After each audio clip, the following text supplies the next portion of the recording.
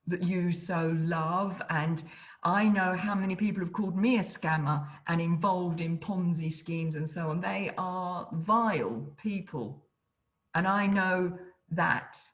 And people will continue to do that. There are people on this planet, not just those in authority, but there are many people on this planet who want to do everything they can to stop goodness flowing out to everybody.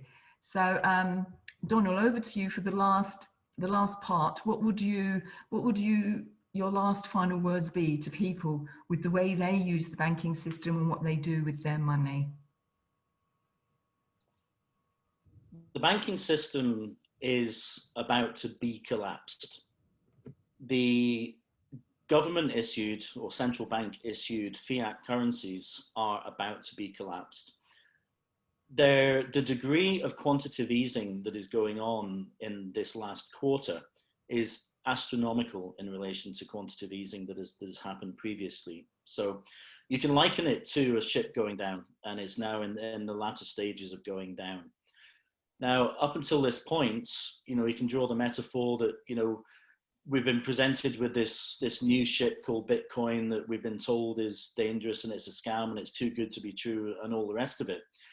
But really, we are at a stage where we just have to come to terms with the fact that the legacy system, and again, I'm not making this up. This is published by the World Economic Forum. If people want to go and research it themselves, go and listen to everything that Klaus Schwab has published, over the decades.